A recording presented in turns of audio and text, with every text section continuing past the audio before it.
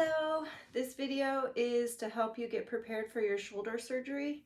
So when we think about shoulder surgery, maybe you're not thinking as much about your abdominals and your posture, but that is really key foundational principles to help you recover from your shoulder surgery. So you need to know how your shoulders should move. You need to know how to stabilize your abdominals so that you can maintain upright posture, because after your shoulder surgery, there's going to be a lot of pain and emphasis into this region. So what can you do for the rest of your body to help support your shoulder? If you have a light Swifter or dowel, broom, cane, or a baton from the 80s, grab it, and we'll use that in a little bit. So just have that by the side. Okay, so let's also just really quickly talk about positioning. So I have a cervical roll and just a nice soft pillow.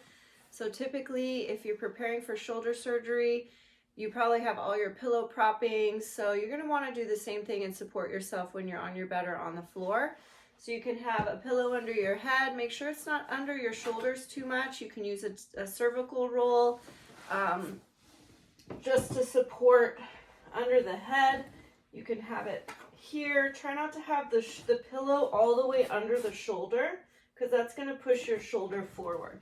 If you need support for your shoulder, you can take the corner of a pillow and just come right under the elbow and just have that be your support system. So ideally you have more space here where you can just have your arm kind of hugging that little corner of the pillow. That's going to really help give this arm a nice support system without having too much under the shoulder itself, because that puts you in a forward shoulder position, and that's not going to be a nice position for the shoulder. Let's start on our back. It's going to be a nice review of how to even find your abdominals. Once you lay down on your back, make sure that you feel that the back of the neck is reaching long. Maybe you're going to bring your chin to the chest a little bit and lengthen through the back of the neck. Make sure your shoulders are open and wide, and you can rest your hands wherever it feels the most comfortable for you. And bring your hands onto your pelvis and just take a minute to curl the tailbone under. So you're going to flatten the back and then also reach the pelvis long and arch. So see if you can do that without using your neck or your shoulders.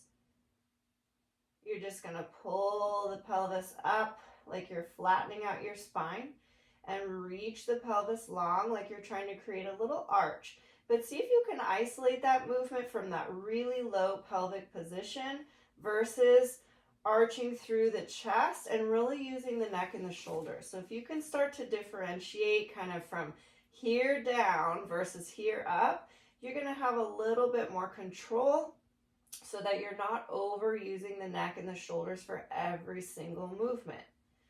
So you can use your hands on top of your pelvis to just kind of help guide that movement low into the pelvic region.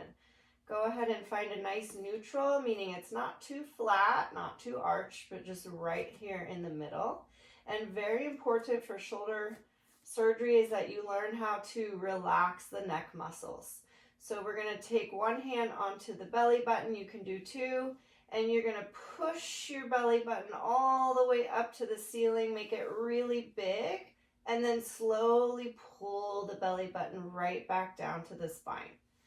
Push it out, make it really big, and then pull it straight back down.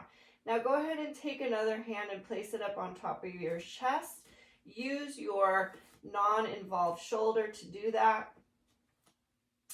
And you're going to try to push your belly button up to the ceiling without using too much of the chest. So pulling it in and pushing it out, and using this upper hand to kind of get feedback on the chest if it's getting involved. So a lot of times you'll push the belly out and rise the chest and pull the belly button in and feel the chest lift. That's going to be a lot of unnecessary strain into the shoulder and neck area. So see if you can work on just pushing the belly button out and pulling it back into the spine without using the chest. You might just break this skill down and just see if you can perfect that before you move on. Moving on, we're going to take our air and start to inhale through the nose and fill that stomach up.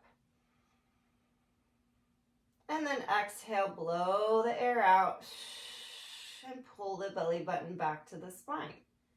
Now start to pay attention when you're inhaling, how much of that air is coming up into the chest. If you feel your chest rising up, then again, you're going to be using neck and shoulder to compensate. So try to keep the chest down. If you're a heavy chest breather or you have obviously a lot of pain in your shoulder preparing for this surgery, you're going to be tense already up top. So use the hands to keep the chest down and see if you can fill that belly button. Breathe through the nose. And exhale, flatten the stomach by pulling the belly button back down to the spine. Exhale. Inhaling to fill. Exhaling to empty. Takes a lot of control, kind of accessing the diaphragm. So you need to be able to push and pull your belly button up and down without compensating with the chest. Again, break that skill down and practice that. So moving on, you can bring your hands down right onto one of your hip bones. Again, if your painful shoulder is the right, for instance, just keep that arm wherever it's the most comfortable and use your opposite hand. So coming down, finding the hip bones, just taking your fingertips and kind of making a little claw right on inside of the hip.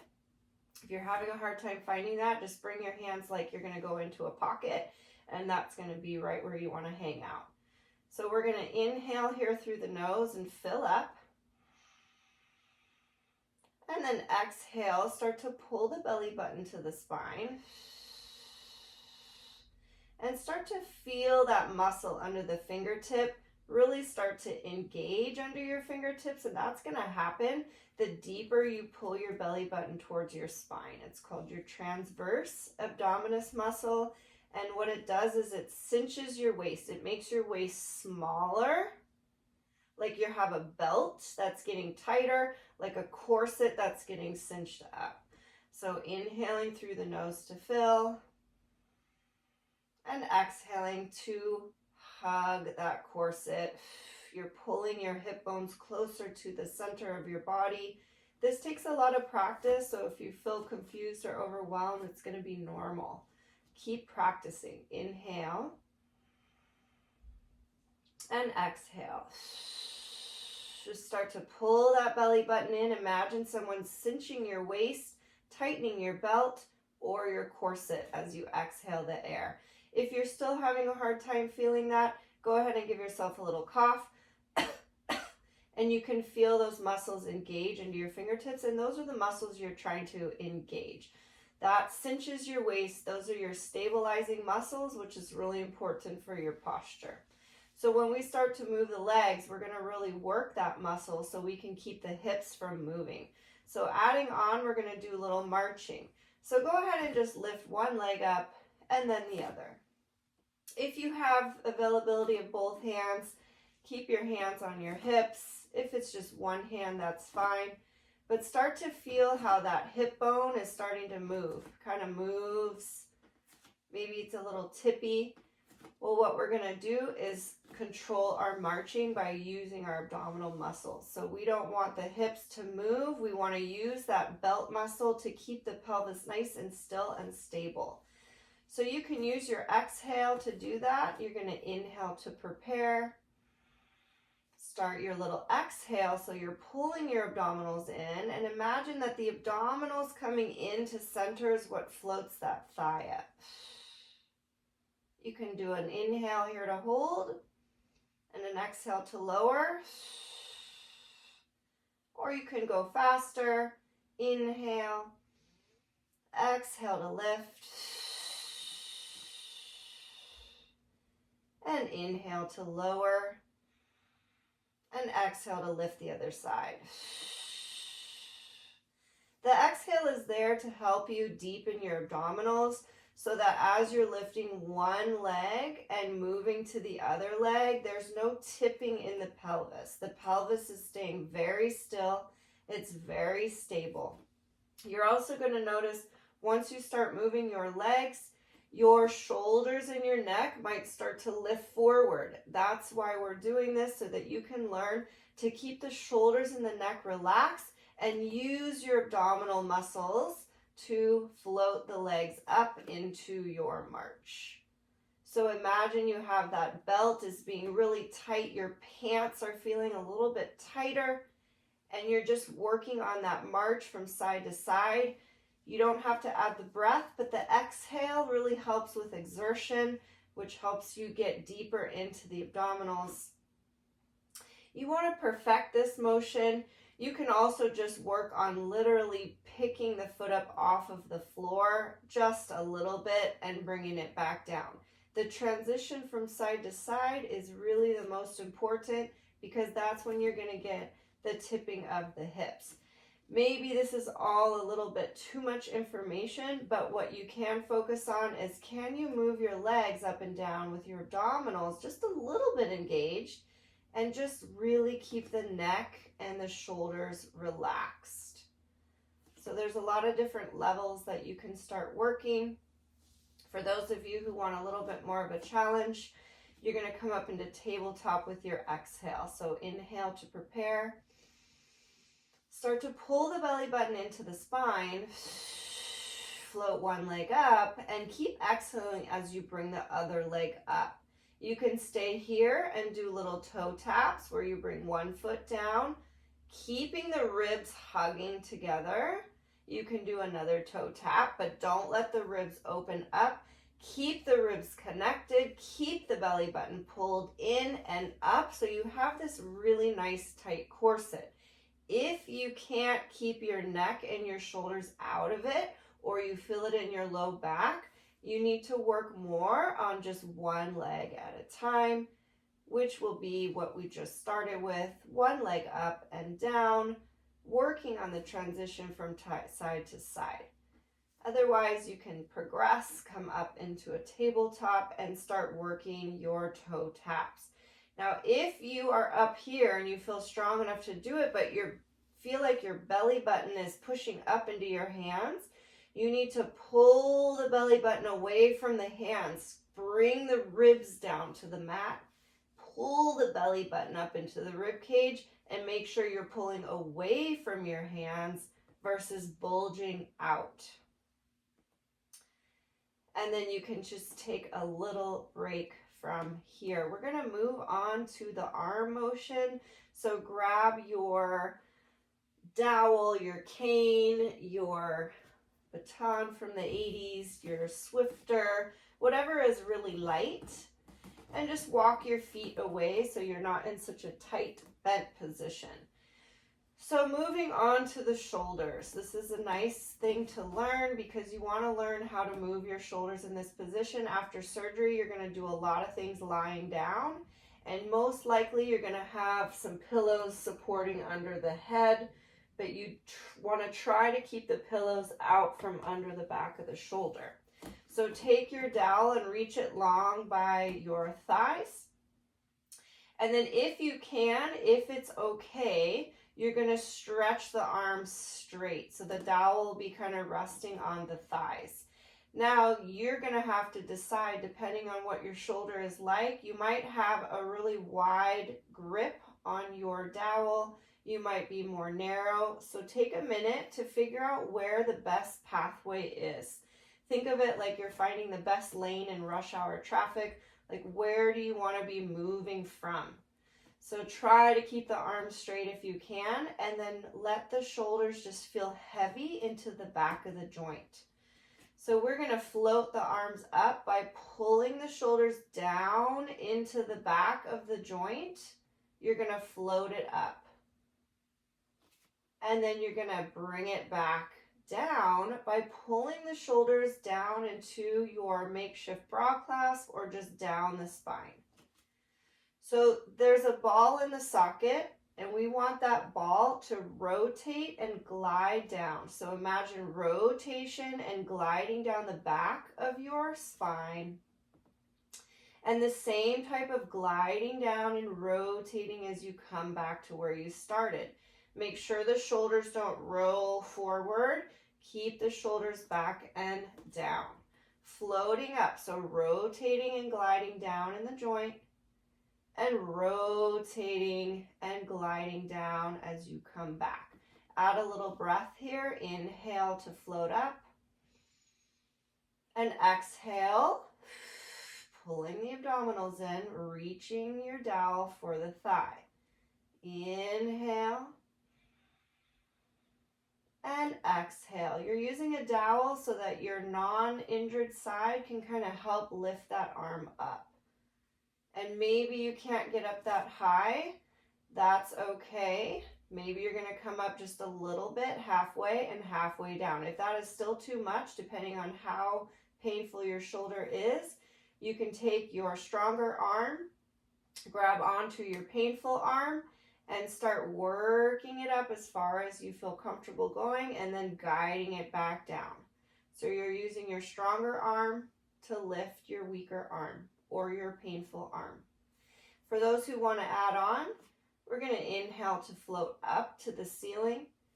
Now exhale, bring the arms above the head. Now start to pull the rib cage together as you reach the arms back. Don't let everything arch and splay. Keep everything connected to the mat. You're going to inhale back up through center, and exhale as you reach your arms long down in front of you. Think rotation and gliding in the joint. Inhale, rotate and glide.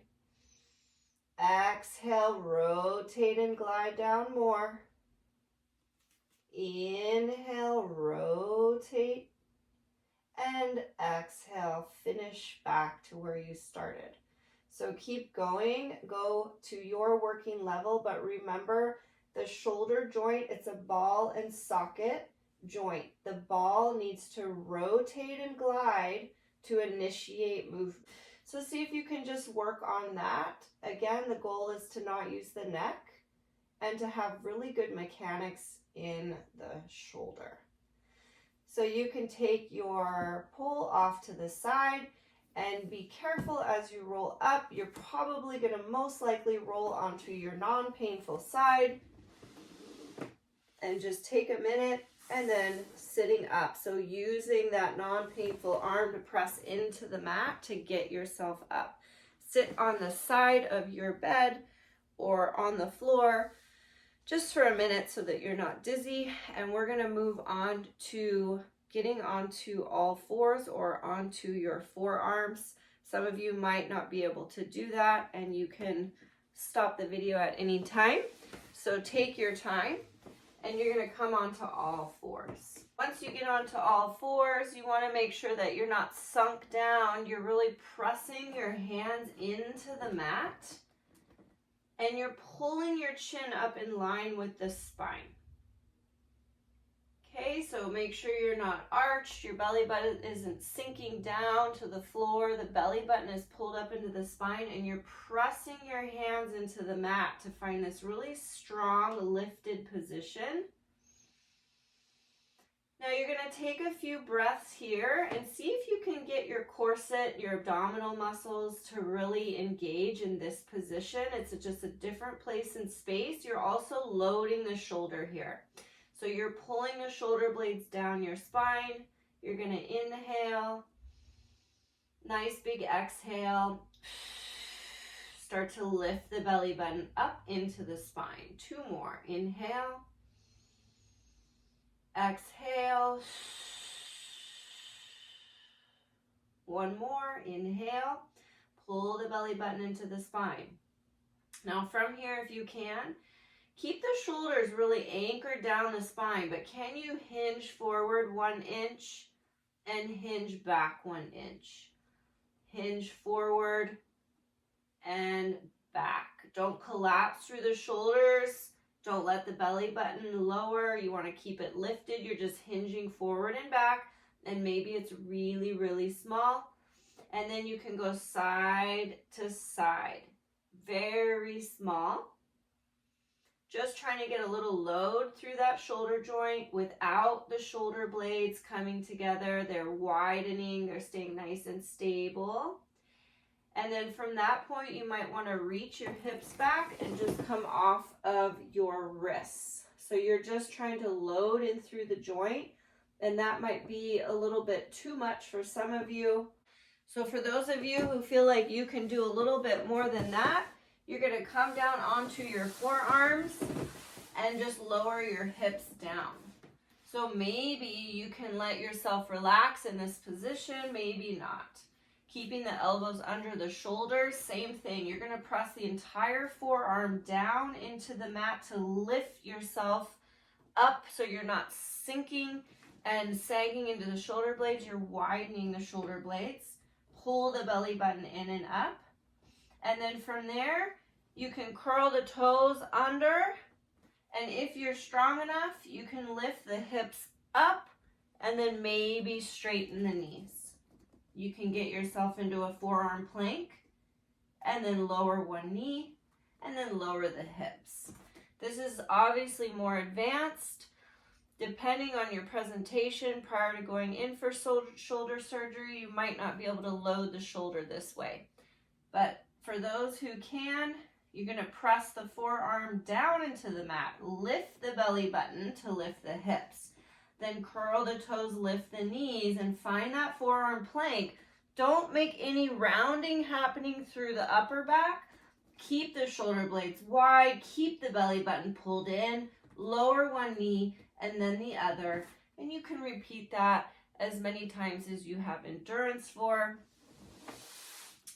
But for the sake of the video, I just wanted to give you some options so that you can start working on your core and your posture a little bit better before shoulder surgery.